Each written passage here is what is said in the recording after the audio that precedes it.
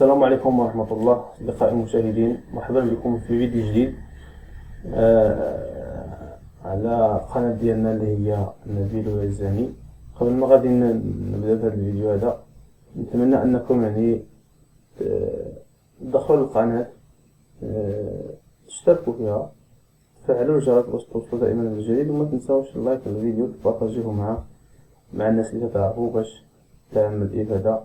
نتمنى أن هذه القناة هذه إن شاء الله نوصلوها ل1000 ديال لي زابوري، باش نحاول إن شاء الله أنني غادي ندير واحد الخطة إن شاء الله، غادي نحاول نرجع بقوة على بركة الله. هذا الفيديو غادي يكون على واحد التصميم اللي هو من طبيعة الحال راه ماشي رسمي، غير رسمي فقط، اجتهاد شخصي لشعار ديال كأس العالم 2030.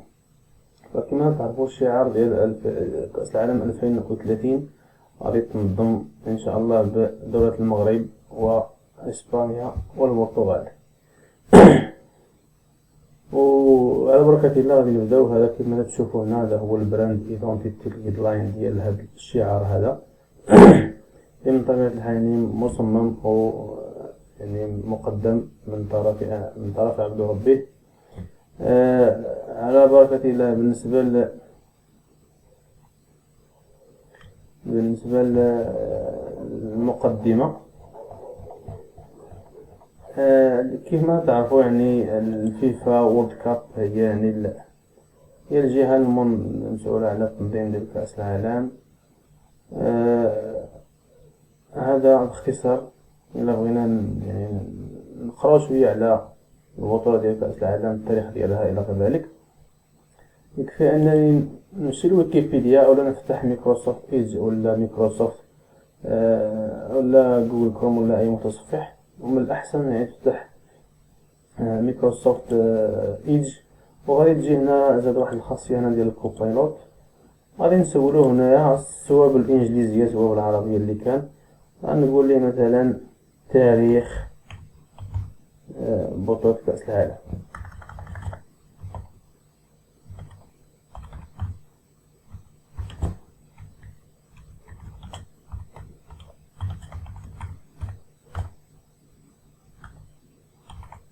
ندير اونطري. هو براسو غادي يعطيني معلومات على التاريخ ديال بطولة كأس العالم، نحاول نقراوهم الى غير ذلك. انت كما تشوفوا ها هو تاريخ بطولة كأس العالم يعود الى 1930. وبالمناسبة هاد النسخة اللي غتنظم في المغرب 2030 هي غادي يحتفلوا بالمئوية ديالها، من بعد 100 سنة. كما تعرفون أول بطولة تقام ديال كأس العالم تقامت في 1930 في الأوروغواي. كما تشوفوا هنا هو عطانا نبذة على تاريخ كأس العالم، وممكن أنك تعطيك حتى المراجع أو المواقع اللي اعتمد عليهم. عفوا، هنا ممكن نضغط هنا على ويكيبيديا وغادي يعطيك كاع المعلومات كاملين ديال كأس العالم. وممكن نعاود نسولو ثاني على أول كرة لعبت بها. هنا أول كرة لعبت بها كأس العالم.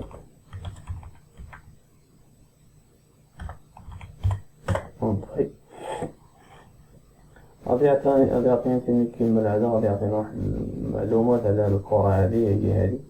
هاد الكرة مصنوعة من الجلد، كانت تقريبا تتوزن نص كيلو 500 غرام. ماشي بحال الكرة ديال دابا.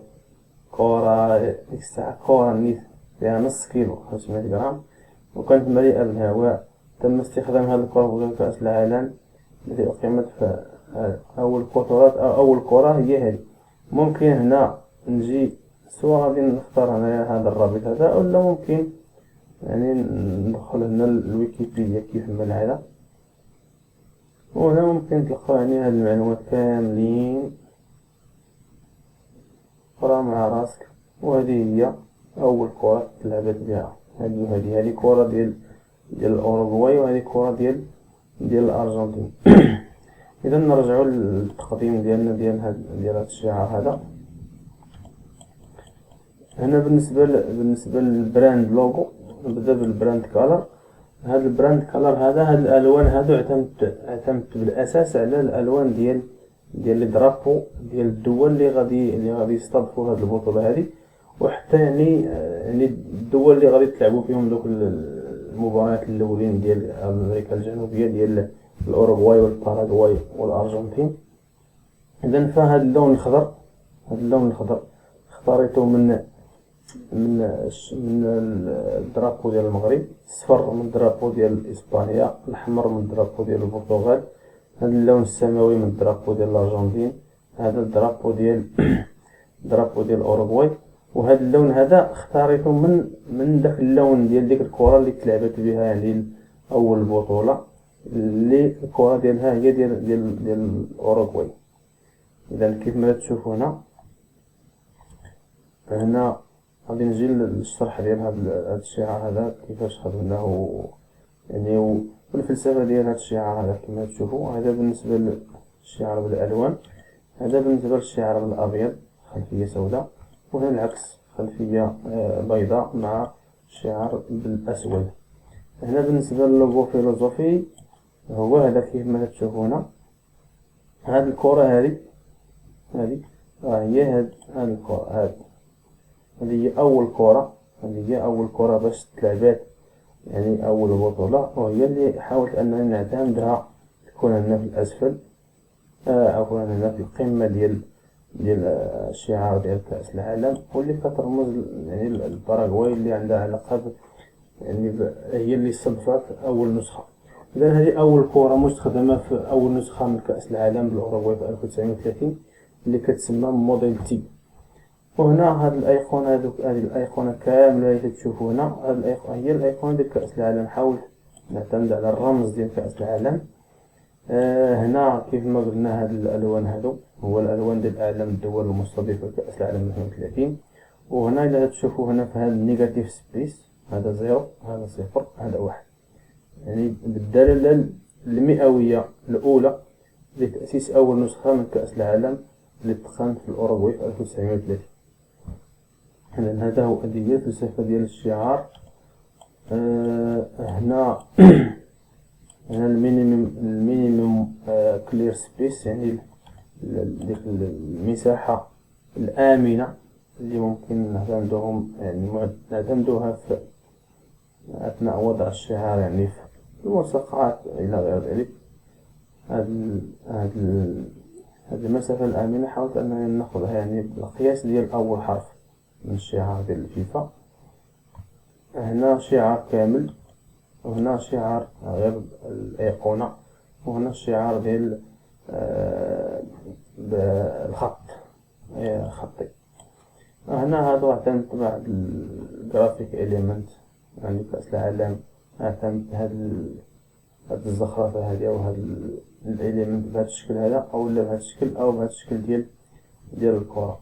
وهنا بعض التطبيقات هذه يعني تيكي تذكرة ديال الدخول للملعب كما تشوفونا. هذه يعني بطاقة ديال الاسم ولا زون إلى غير ذلك. وهذا بعض المعلومات اللي ممكن نعتمدهم كما يعني اللي عنده علاقة بالكرة غادي يفهم شنو كيعني النتيجة النهائية. وهنا تعطينا النتيجة هنا في الأسفل. إذا مثلا شي واحد مثلا شد شي بطاقة بهذا الشكل، إلا تمارك مثلا الفيديو بهذا الشكل هذا إلى غير ذلك. هنا تعطينا مثلا ماتش داي، وهنا الفول تايم، وهنا يعني فلاير بهذا الشكل هذا. ونعاود يعني ندير واحد الإشارة بأن هذا الشعار هذا راه ماشي شعار رسمي، فقط اجتهاد شخصي. نتمنى أن الفيديو أو الشعار ينال الإعجاب ديالكم. وصلنا للنهاية. نتمنى أنكم يعني تعاونوا القناة أنها تزيد تكبر واحد شوية، باش إن شاء الله نحاول نعطي كاع داكشي اللي عندي باش باش نفيدكم إن شاء الله بحول الله. دمتم في رعاية الله. السلام عليكم ورحمة الله.